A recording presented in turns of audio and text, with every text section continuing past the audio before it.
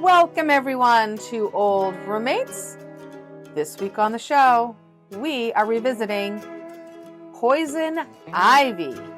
Not the song, the movie from 1992. So, get yourself a snazzy little tattoo and get ready for our episode. It is about to begin.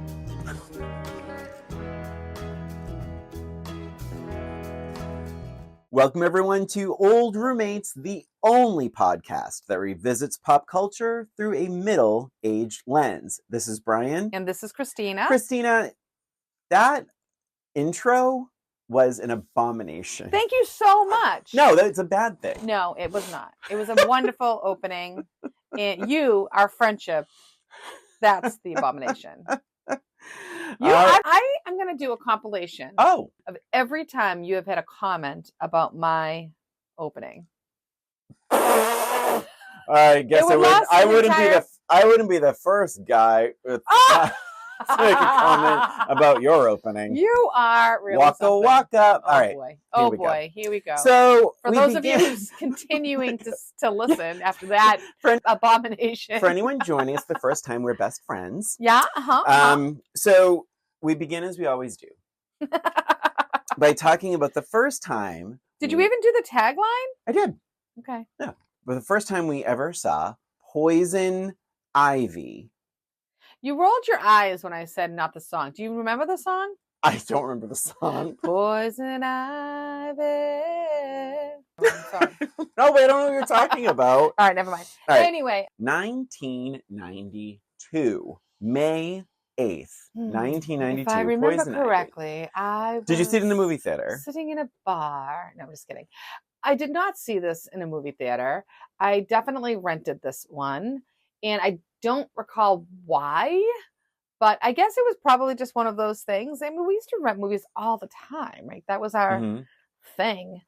And, you know, I think I was a Drew Barrymore. So I don't know. It just looked like an interesting story, I guess. So I rented it. I forget who I watched it with. And I remember thinking it was very after school special-ish. I didn't really feel like, all right. So I almost felt like it was marketed like this steamy seduction of Fatal Attraction, boinking the babysitter kind of thing, or something on that idea. Steamy thriller. Yeah. And I remember watching it and thinking like, it's kind of tame. It's not real. It's almost like a back to school special, right? Huh. And I mean, after school. Oh yes, I'm so sorry. After school. I guess I have back to school on my mind. The fall stuff. So yeah, it reminded me of an after school special. Yes. And I mean, it was fine. I remember loving Cheryl Ladd in it.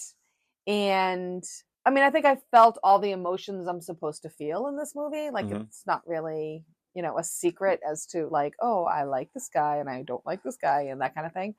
But I mean, it was fine. I was neutral about it. I don't think I watched it again until this revisit. But it was fine, kind of neutral. Didn't really stir up any emotions at all. What about you, Brian? I'm just trying to think of an after-school special where I see someone getting backdoored on top of a piano, Christina. You don't remember the classic I boinked the babysitter?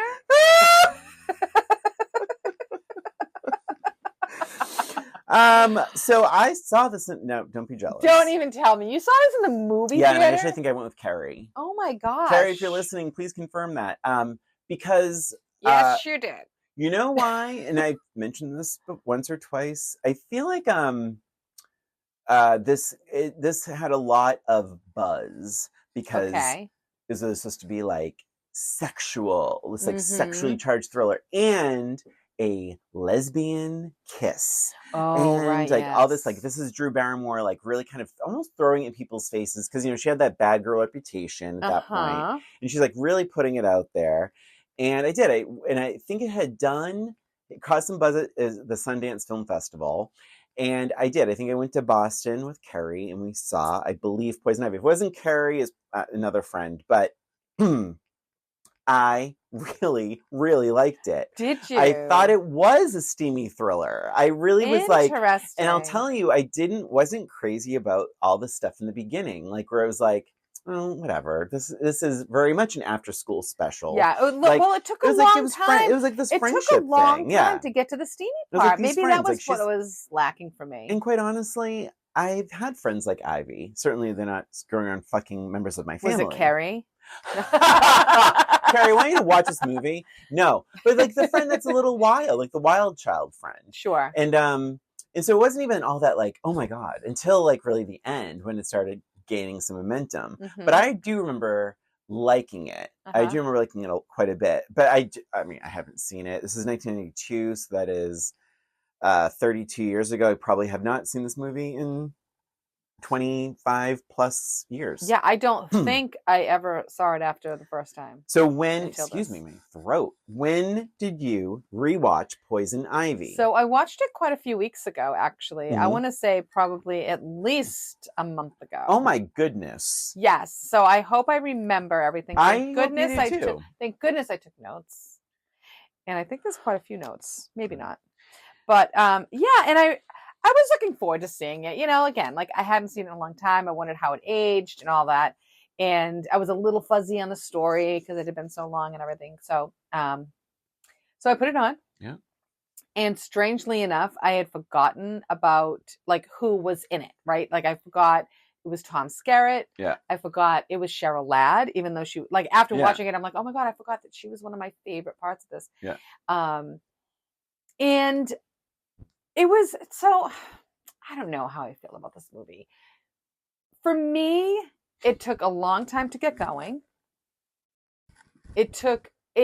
What was lacking mostly for me was the motivation or the goal of Ivy.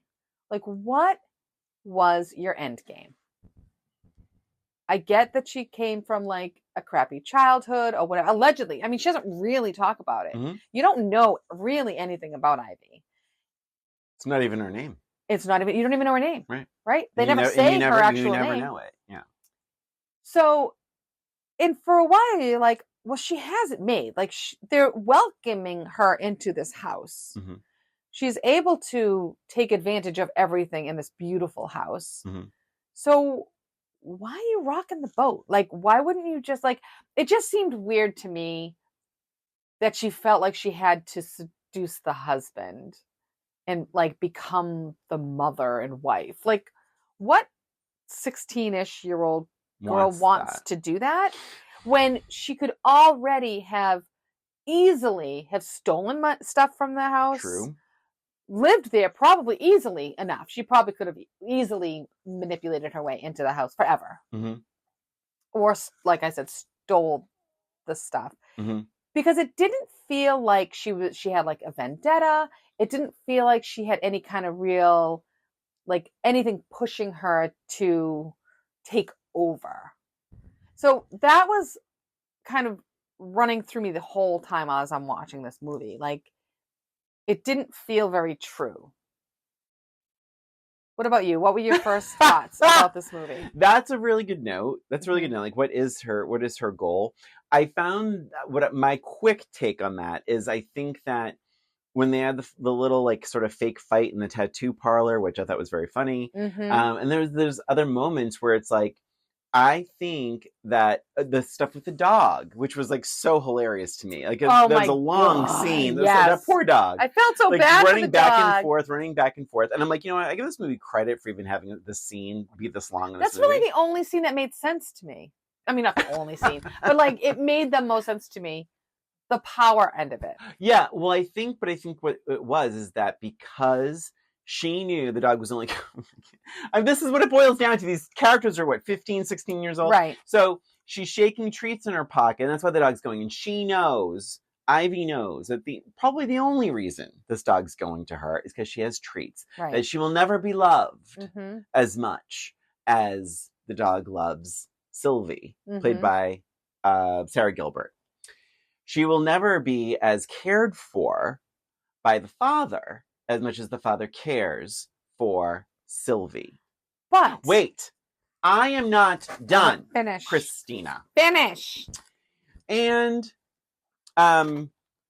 And I think that when Ivy realized that she would never really get the love that she was so desperately searching for, she's like, well, I'll just make myself a permanent part of this family and get rid of this mother. The mother who has already seen her dancing seductively with her husband, which that was a hilarious scene. But oh my God, there's so much good stuff in this, though. Oh my, it's so trashy. It's so trashy. Yeah. So it's like, okay, so the mother already thinks I'm a slut.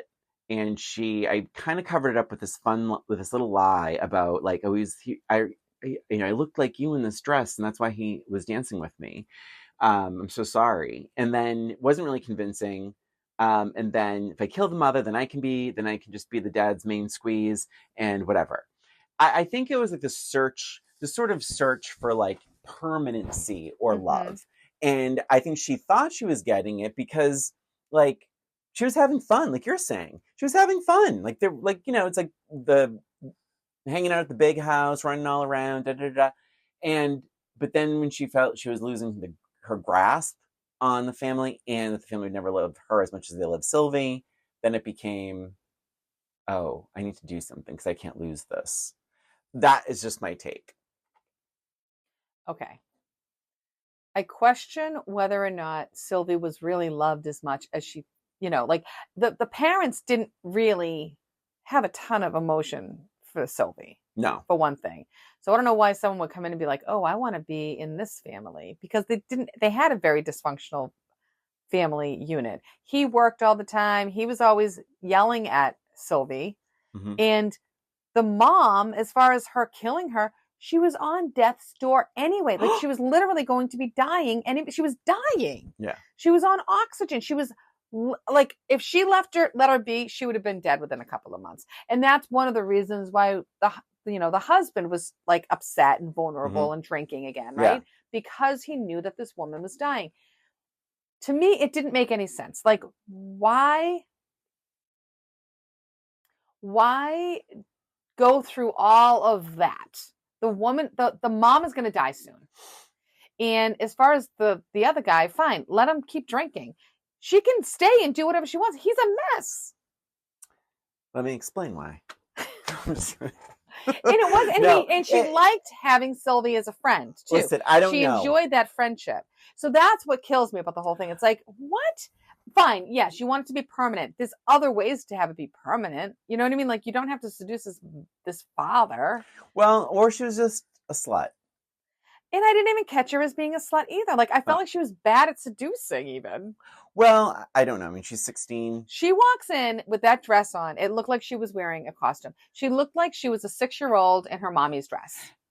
That's exactly how I felt about that too. Yeah, it was so dumb. Yeah. It didn't fit her right. And he's like, oh, that fits you perfect. Which was weird because, all right, so I think Cheryl Ladd is smaller than Drew was in this movie. Just differently built. Yeah. Well, she was also dying. Right. But the dress somehow looked too big for her. Yeah. It was weird. It was like a weird thing for her. And it was obvious. Like, she was so obvious about trying to seduce him. I don't know. She could have been more subtle about it. He says, you look, and Ivy says, beautiful. And he's staring at her breasts and says something like that.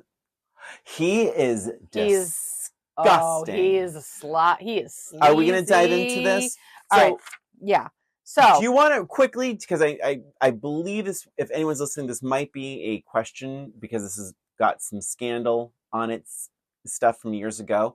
Drew Barrymore was 17 when she made this movie. No, really? Do you want to guess how old Tom Skerritt was? Oh my God, was he like in his 40s? 58. Fucking, oh my 58 God. Years old, making out with a 17-year-old. Holy crap. She was 17.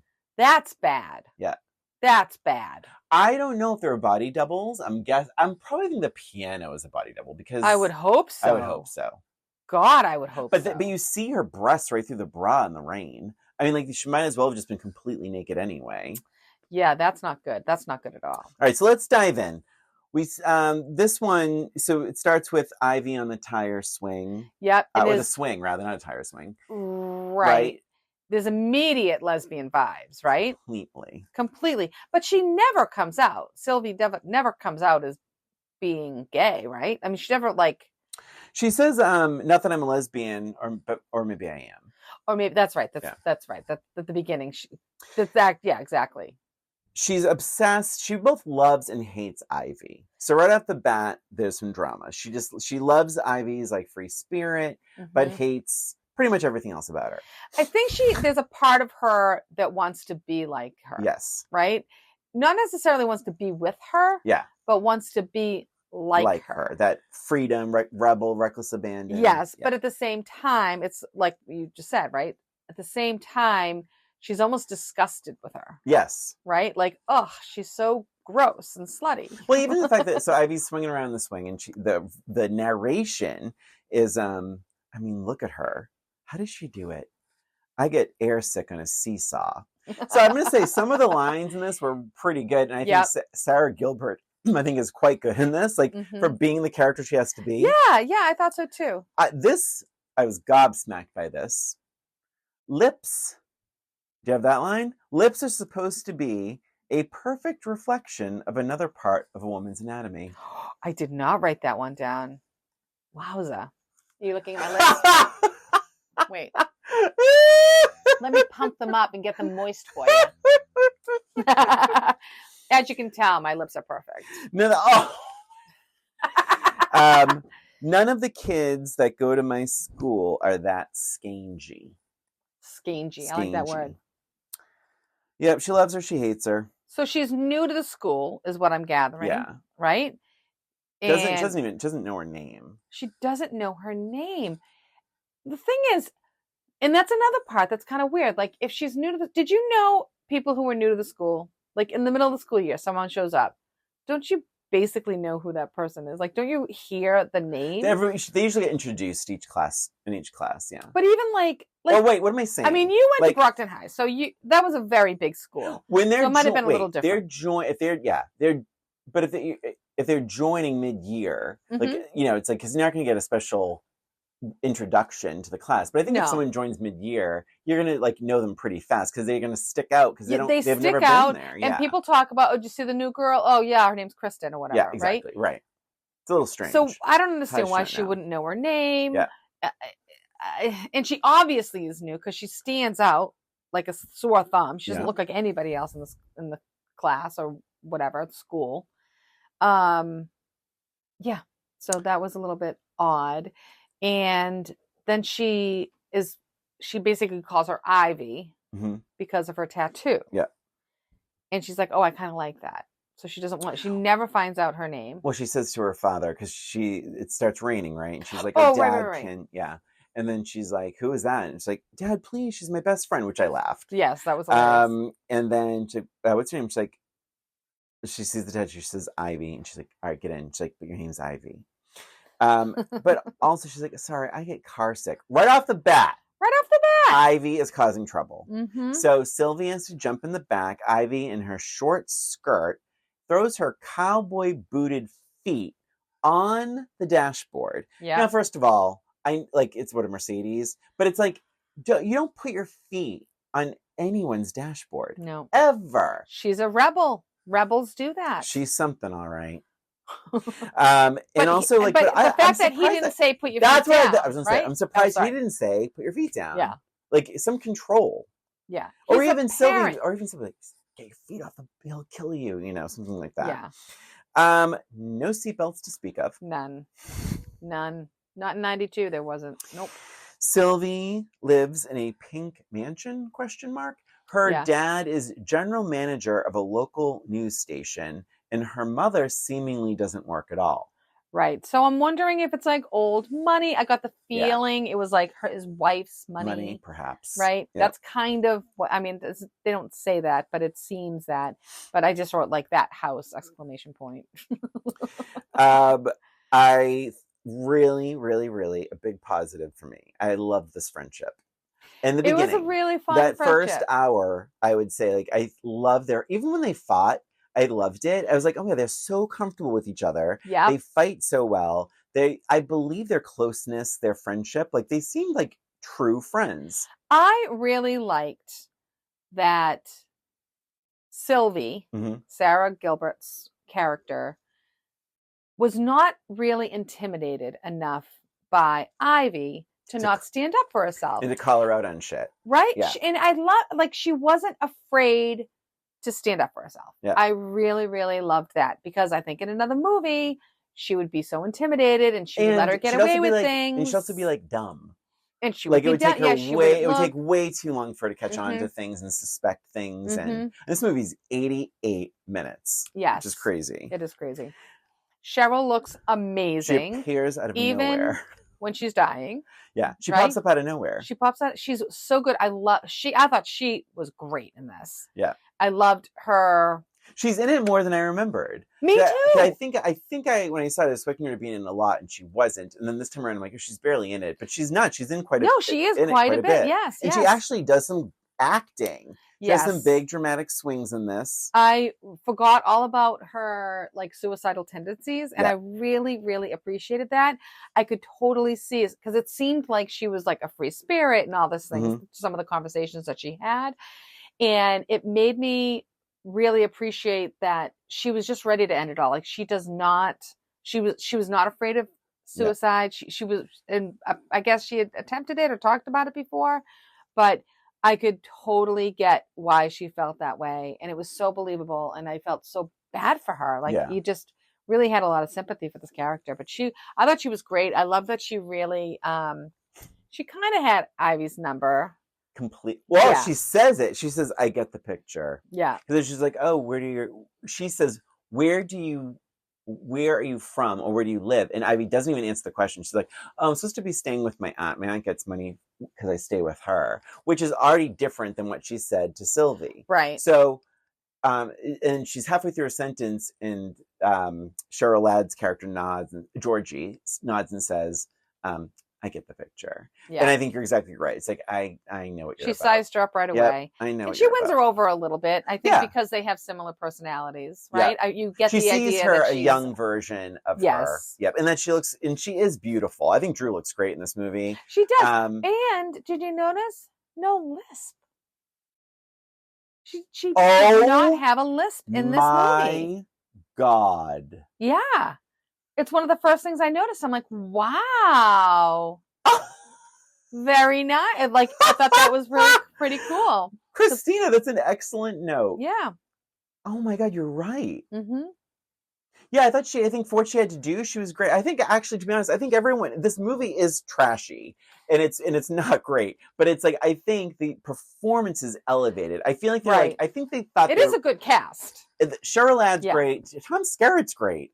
I mean, because he doesn't play like, oh my God, yes. He's gross. He's so good. Gross. Because you just look at him and you're like, he is so fucking sleazy. And drunk. And he gross. Does drunk.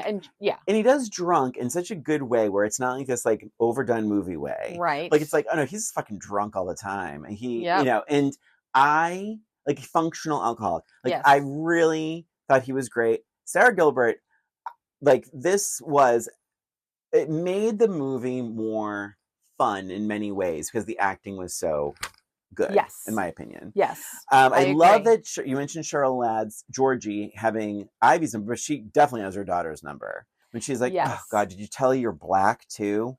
Yes, because she did. Sylvie tells Ivy that she's half black, which is a lie because of her hair. Yeah, she's like, "Look at my curly hair." And she also lies and says that her dad is her stepdad, not her real dad. Right. And then it's great but then even with Sylvie and Georgie, when Georgie says something, because she's like, Georgie's having trouble breathing from her oxygen mask. Ivy takes it and turns up the knob and adjusts it a little bit. And she's like, oh, you didn't have it up high enough. And Ivy breathes it and then gives it back. And then Georgie says, aren't you afraid? And Ivy says, of what? She's like, to catch death. And Sylvie goes, oh, Mom. It was good. Georgie really is 38. She says her age. Oh, look at that. Yeah. Which means that her 3 years older. Her husband is 20 years older than her. Yeah. Well, yeah. So maybe she was a bit very much like Ivy back in the day. I believe she was. I do believe she was. She says, one day with the top down is more than a lifetime in a box. Yeah. I wrote that there's background music is very after school special-ish, which is kind of funny. Very over the top and very cheerful. So, and certain parts. I'm going to tell you one thing that grabbed me. The music sounded similar to Beauty and the Beast. The beginning that. Oh, yeah. I am being really honest. I didn't really get an after school special this time Interesting. around. But I definitely see where you're coming from. The beginning part I did. Yeah, for sure. Yeah, because it's literally after school for them. Stop Do it. you know who one of the students is running out and yelling something? Oh, I didn't notice. Leonardo DiCaprio. Shut up. Yep. Oh my God, I didn't know that. It just says guy. That's what it says. Probably his first role ever. Probably. He's wearing a green and blue shirt. He's on screen for about 4 seconds. That's hilarious. I wrote something that she said, I never knew anyone who looked that much like a slut. Yes. There's a lot of narration in this. I liked it. Yeah, here's my thing with this. Uh-oh. And my overall feeling is the backstory, the lack of backstory with Drew and lack of understanding like where she's coming from. Mm-hmm. I would have liked the narration to be from Ivy. I would have liked her perspective on everything that was happening. And have it be true or have it be in Ivy's mind? I don't know. Either one, I think. I think it would have made it more interesting. Unreliable narrator, because you're going to understand where she's coming from. You don't know if she's angry. No or if one she's lonely, knows. Or if she has daddy issues. Or if she has mommy issues. That's the point. Or if she has friend issues. You don't know what any of this motivation is. That is the point, Christina. Okay. That is the point. Okay. No one knows. And are we hypnotized by her? Are we repulsed by her? It's left to the viewer. It's left to the dad. It's left to Georgie. It's left to Sylvie. Okay? Okay. Sylvie. God, this is one of the dumbest scenes in the movie. Oh, God. Sylvie's making an espresso. Did you notice what was missing from... Was it the coffee part? It was the cup. Oh, the cup. Even if she got the machine to work, it would have just poured all over the place anyway. Oh so, and then where's the cup? There's no cup. Even if, and so she ends up spilling the grinds over the floor and very casually lets the maid clean it up. The housekeeper. Yeah, I'm like, that's not okay. One of my favorite scenes is the tattoo scene. So funny. Trashy, weird, funny. It kind of made me want to get a tattoo. How are you sure you're 21? 22. 22, actually. How old is your friend? 30. I just thought it was so great. And then and how like she's pressuring Sylvie to get a tattoo. And then she's like, just say it. She's like, low class. She's like, you know what, Ivy? Yeah. You have no class. In fact, you look like a slut. I love it. She calls her a slut. She tells her to fuck off. Yeah. I love that is like my favorite part of this like movie is that she stands up for herself. She's not taking any of Ivy's bullshit, but then they still stay friends. And I did laugh when and it's very typical. She comes back in and like they apologize and they hug, and then the tattoo guy hugs both of them. Yeah, that was funny. And they both like grossed out. That's really funny. That's like intentionally funny. Yeah. I did like and when then she said, kisses her. She kisses her because they say, I love you too, and they kiss. So I was kind of waiting for some sort of like, I don't know, reaction from Sylvie, but there really wasn't anything from the kiss. There wasn't like she kind of sat back a little bit, like, whoa. What I did find funny when they were apologizing, like Ivy's like, I'm the asshole, and then Sylvie says, but you're still my best friend. Yeah, very sweet. And then tattoo artist says, that's beautiful. Oh God. I wrote, the acting is actually great. I'm believing this friendship.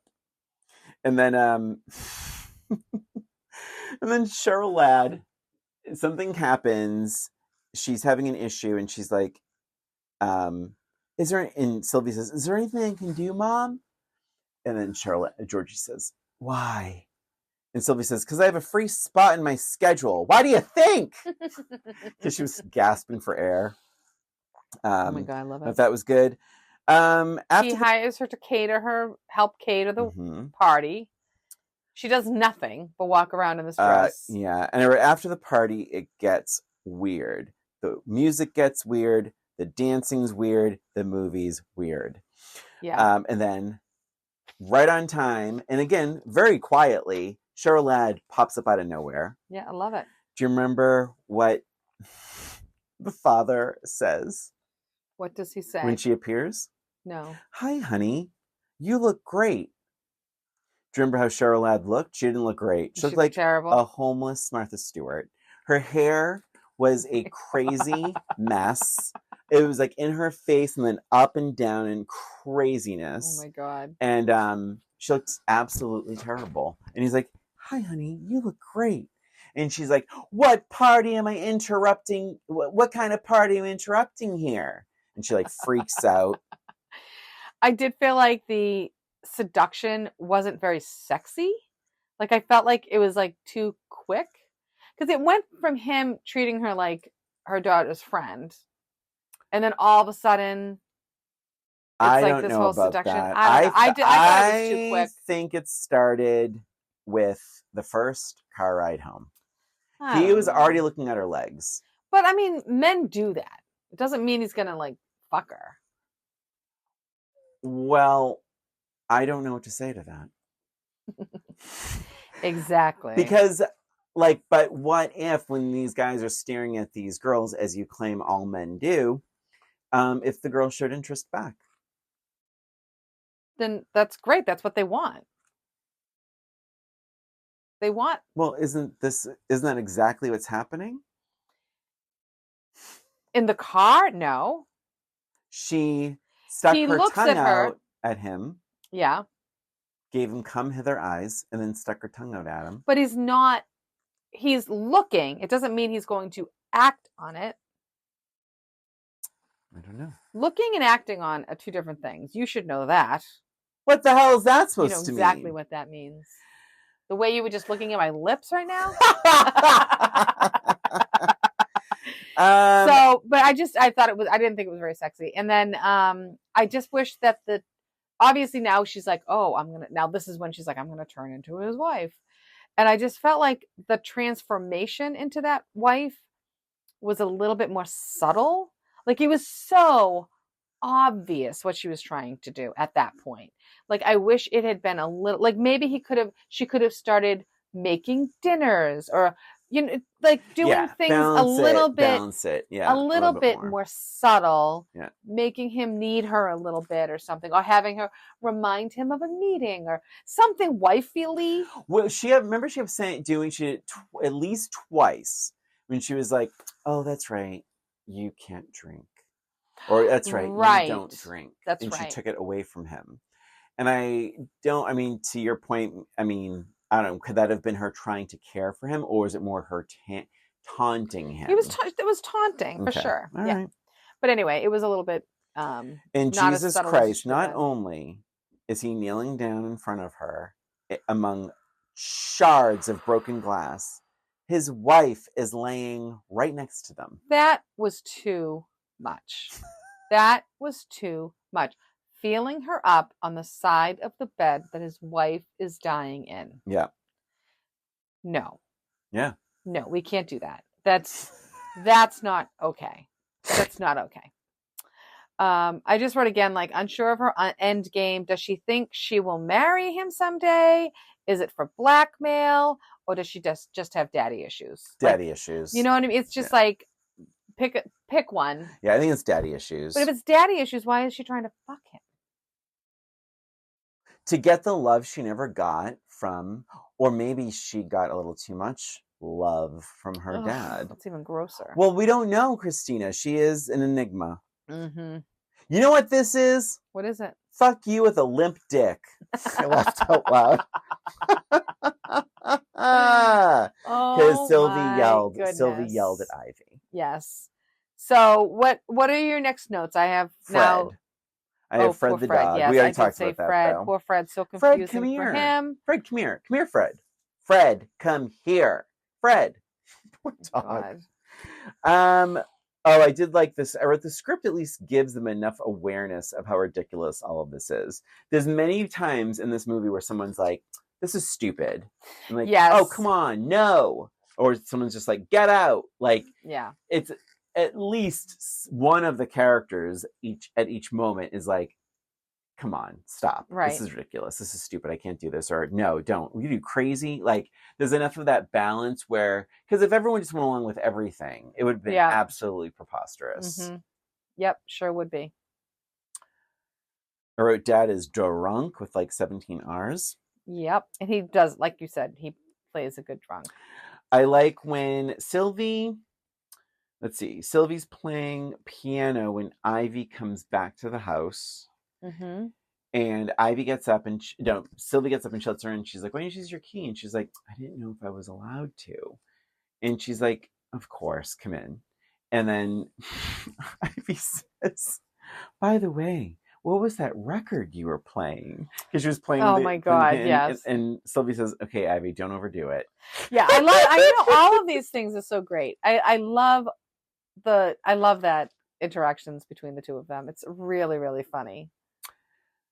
Ivy kills Mom. Ivy kills Mom. Again, unsure why she has to kill her. I actually misremembered it. I thought she just like poisoned her with like the mask or something. Or she gave her too much of the mask. Yeah, I mean, that would have made more sense than pushing her out a window. Yeah. But I mean, again, it's believable because she does like to hang out by the window and she does, talk about killing herself and things like that. So it's believable, but I just didn't understand why she had to. She was dying. Yeah. She was not a threat. She was not a threat. Did you think any part of Cheryl Ladd's condition was hypochondria? Like you like No, I didn't really feel that way. Right. Because I thought at one point Sylvie made a comment like, oh, my mom's always sick, blah blah blah blah blah. Like I feel like Sylvie didn't believe she was as sick as she was. Yeah. But I also felt that was more of like living in denial for her. Oh, okay. I mean, that's kind of my take on it. But yeah, it didn't make any sense that she would have to kill the mother. She was not a threat. It'd be one thing if she had a confrontation with her and she was like, I know what you're up to. I'm going to talk to my husband about this. I'm going to make you leave. But none of that happened. So it's like, yeah, who cares? This is also nuts. So Ivy is laying in the mother's bed, like the night she died. I didn't like this. The night she died, or the next night after the funeral. Yeah, it was after the funeral. Yeah. And she's like, oh, I didn't want to disturb. I didn't want to disturb you or something. Something. So then she's like, come lay down next to me, and like they're all getting like all cuddly, and she's like, stroking her hair or whatever. But and then the crazy car ride. Ivy takes out the car and starts brings humming. The ashes, which I'm sorry, no ashes are coming back that quick.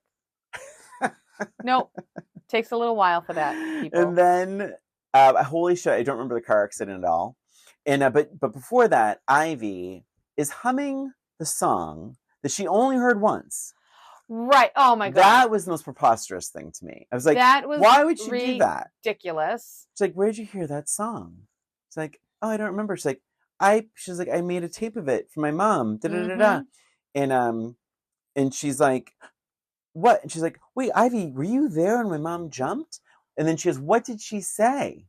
And Ivy jumps the gun because truly, Sylvie's still thinking that Ivy was just talked to her before that. Not that Ivy pushed her. So then Ivy loses her shit and she's like, are you accusing me of something? And Sylvie's like, did you do something? Right. All of that, I wrote, the car revelation was way too weak. Yeah. It was just terrible. That whole thing they could have done it so many different ways. And I liked the fact that she was humming that tune. Oh. I did like that. Because I could see that happening and just like hearing a song and then having just like a little bit of a na na na na na, like in like not even realizing you're doing it. Yeah. I liked that part of it, but the whole like jumping to all of that happened so fast. It was like stupid. Yep. It was really stupid. Yeah, that was ridiculous. I did think the car accident was pretty cool, though. That was very realistic. That was pretty good. Yep. Let's. Oh, and the other thing that was kind of stupid is when at the end, well, not that we have to jump to the end, but the end when he sees the bruises on her chest, and all of a sudden he's like, "Wait a minute, you were driving the car." Like, what? Seriously, this is when you're gonna wake up and smell the coffee? Like, that's what's gonna and snap also you out of it? Like, it's kind of gross because does that mean like like they were having sex, and does that mean he started just doing her from behind? Like, because he would have seen the bruise. He would have seen the bruise before that. Tipped her over. Wow. Yep. Pour me out. But what I thought was so amazing is that there's Sylvie, blood coming out of her head. She's like, God. Dad, it's all Ivy. I think she killed Mom. She was driving. She did this. She was like, you're crazy. I'm like, what a nice father. I wrote, she's in the hospital, and he yells at her and accuses her of lying. Yeah. Stop lying. Ivy's your mother now. Imagine if he said that. Yeah, oh my God. Right? So there's no way to talk about your stepmother. Sylvie, after surviving a near fatal car crash. It all goes off the rails. Blood. She sees her dad and best friend. Yeah. She leaves the hospital. She's able to leave the hospital. Was hitch she a ride. On a bus? Or how'd she get there? Hitchhiked a ride with this goth kid. And she's still in her hospital gown, right? Yeah, it's a pretty bad day. And the only thing that was a little bit believable is that she has that like head injury. So you're like, okay, I could see her having these kind of hallucinations and things like that. That's fine. But the fact that she was able to leave the hospital, get home, like, again, why? What are you doing? Yeah. It's so, it was just dumb. And then her walking into that scene, oh, God. Well, I like that it actually took her a minute to even realize what was happening. Like, is this even really happening? Yep. I mean, Tom Skerritt, what a sleazebag. Oh, my God. Crazy. Yeah. The wife's dead. The daughter's in the hospital. I think it's time for a fuck. Exactly. Yep. A drunk fuck. A drunk fuck. Okay. I wrote, the ending feels really tacked on. Did she have to die? Well... And then it just ends so abruptly. She falls out of the window or the balcony, whatever. The father pulls up, sees her splattered on the ground. And then it ends. And she says, I think I still love her or something like that. She's like, something like that. I want to know. Yeah. How is she going to explain all this? The police show up to another. Nobody knows that Ivy killed her mother. That's right. You can't even prove it. There's no proof. Yeah. There's no nothing. Yeah. She doesn't even know for sure. Yeah. I mean, I guess did she admit it? Well, let's see. There's like statutory rape involved. Yep. Because, well, I mean, we know why. But like also, Tom's there. It's raining, and when he runs down, he slips and it looks like a real fall. I was going to say that too. I think it was a real fall. He really fell. Yeah, that looked like a real fall to me too.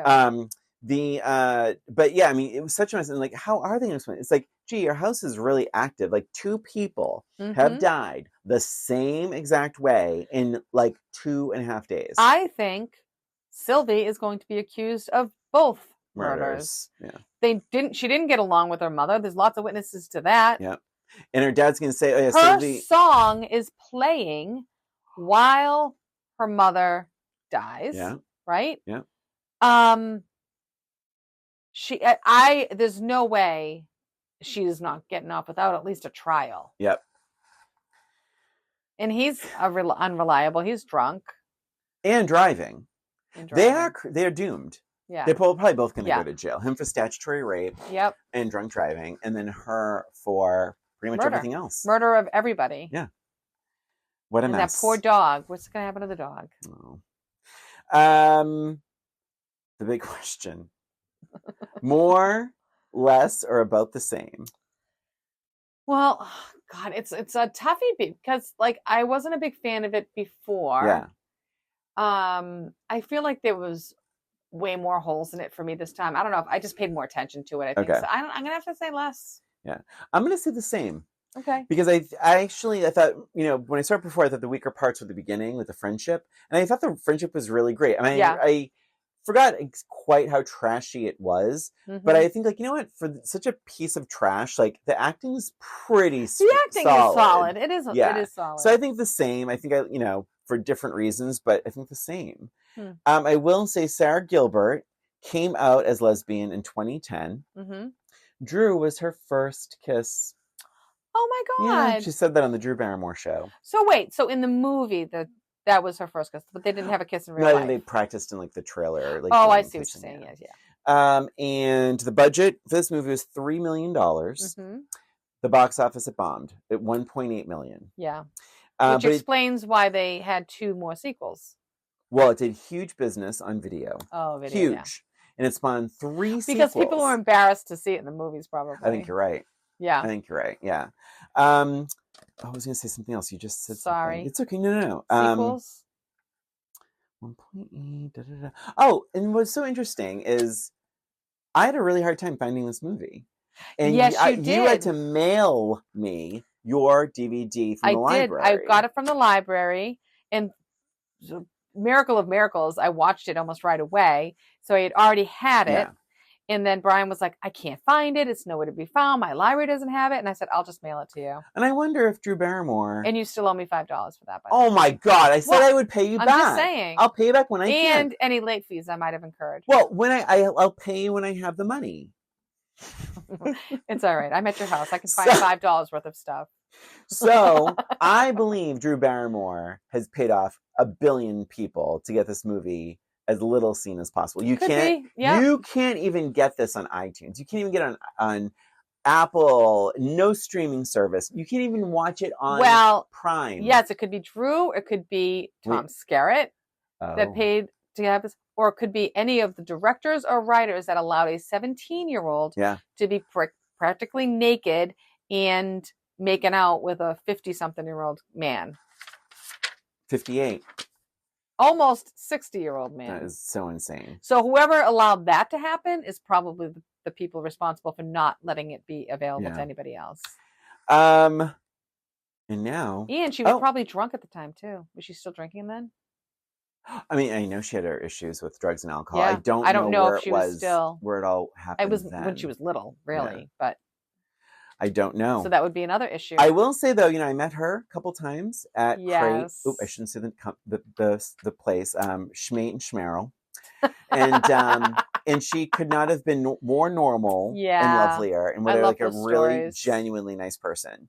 Okay, so if you want to hear the stories, look up our previous that's true episodes with Drew. So what were the movies that we was that a Patreon thing? It may be on YouTube.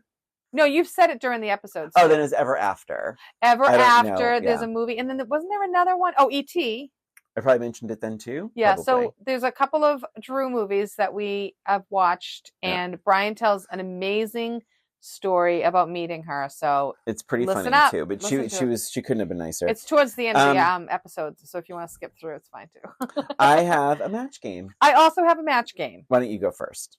All right. It is. I'm gonna find it here.